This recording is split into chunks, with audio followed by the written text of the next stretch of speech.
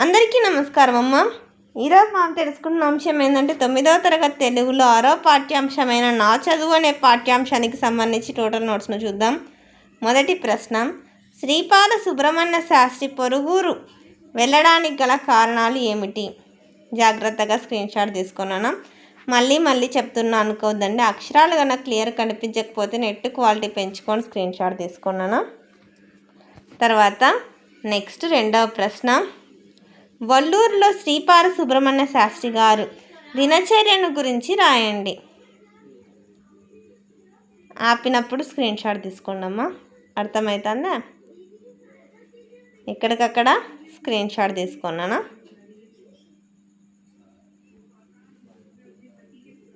Ninth class పిల్లలు కాబట్టి మీకు ఐడియా ఉంటుంది అనుకుంటా. తర్వాత నెక్స్ట్ ఇది కంటిన్యూషన్ అన్న. తర్వాత మూడవ ప్రశ్న, ఆనాటి విద్యాభ్యాసంలో వారాల భోజన పద్ధతి గురించి వివరించండి.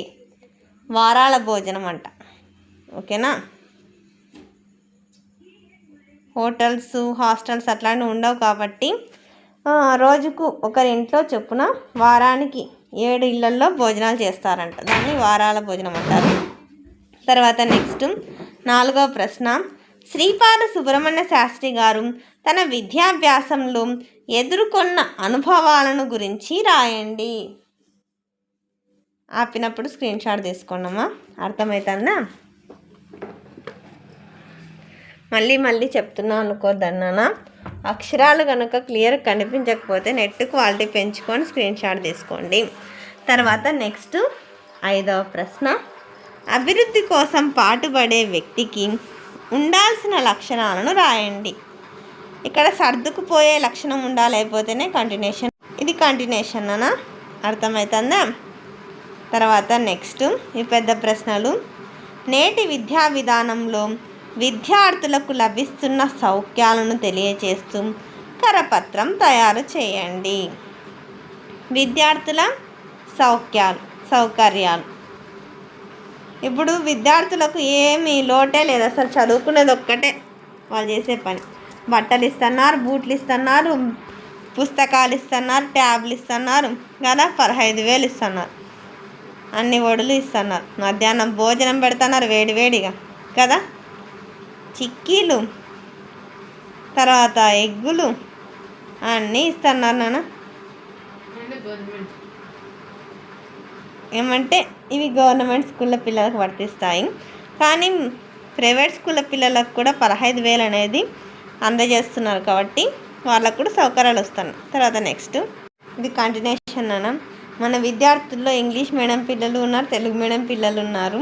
కానీ ఇంగ్లీష్ మీడియం పిల్లలు ఇంకా అదృష్టవంతులు. ఎందుకంటే వాళ్ళ తల్లిదండ్రులు వాళ్ళకి కావాల్సిన పుస్తకాలు కానీ, నోట్స్లు కానీ, బ్యాగులు, బుక్కులు, ఫీజులు అన్నీ కట్టి మీ తల్లిదండ్రులు మీరు బాగుండాలనే ఉద్దేశంతోనైనా మీకు అన్ని సౌకర్యాలను కలగజేస్తున్నారు. ఇంకా కానీ ఆనాటి కాలంలో చదువుకు తల్లిదండ్రులు అంతగా ప్రోత్సహించేవాళ్ళు కాదు నాన్న. అర్థమవుతుందా? రెండవ ప్రశ్న, శ్రీపాద సుబ్రహ్మణ్య శాస్త్రి గారు తమ గురువు సీతారామ శాస్త్రి గారి గొప్పతనం గురించి చెప్పారు కదా, అలాగే మీ ఉపాధ్యాయుని గొప్పతనం గురించి 10 వాక్యాల్లో రాయండి. మీ టీచర్ గురించి గొప్పగా 10 వాక్యాలు రాయాల. అర్థమవుతుందా? జాగ్రత్తగా స్క్రీన్ షాట్ తీసుకున్నాను. మళ్ళీ చెప్తున్నా అనుకోదండి. అక్షరాలు కనుక క్లియర్ కనిపించకపోతే నెట్ క్వాలిటీ పెంచుకొని స్క్రీన్ షాట్ తీసుకోండి. తర్వాత భాషాంశాలు, పదజాలం. క్రింది పదాలకు సరైన అర్థాలను గుర్తించి రాయండి.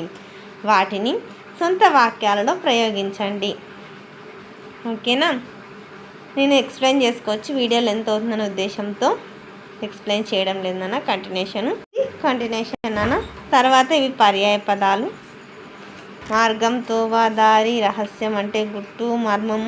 తర్వాత గూడు అంటే గృహం, సదనం, ఆవాసం. సీమ అంటే ప్రాంతం, ప్రదేశం. మహిళలు అంటే వనితలు, స్త్రీలు. తర్వాత క్రింది నానార్థాలను రాయండి. పూనిక అంటే యత్నం, సన్నాహం. నిర్మాణం అంటే ఆకృతి, కల్పన. దృక్పథం అంటే అభిప్రాయం, మార్గం. పాదు అంటే కుదురు, ఆవాసం. సుతారం అంటే ఏమాత్రం, కొంచెమైనా. క్రింది ప్రకృతి వికృతులను రాయండి. దేవాలయం అంటే దేవరం.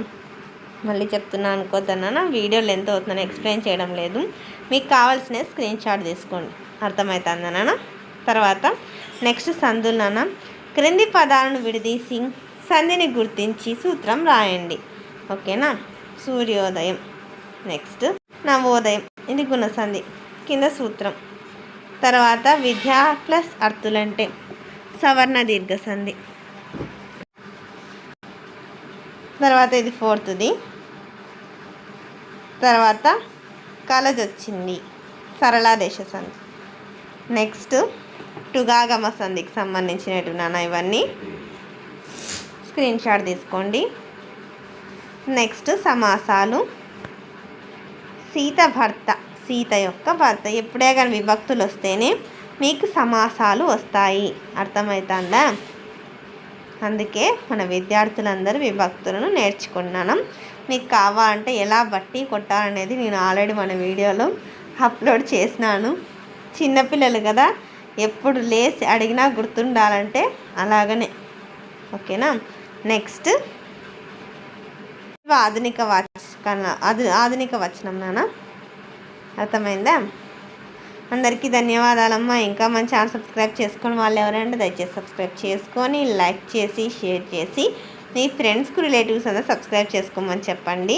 నా ఛానల్ని సబ్స్క్రైబ్ చేసుకొని ప్రత్యక్షంగా పరోక్షంగా సపోర్ట్ చేస్తున్న వాళ్ళందరికీ పేరు పేరున ప్రత్యేకమైన హృదయపూర్వక ధన్యవాదం. అందరికీ మరి ఒక్కసారి ధన్యవాదాలు. దయచేసి వీడియోని మాత్రం స్కిప్ చేయొద్దు నాన్న. ధన్యవాదాలు.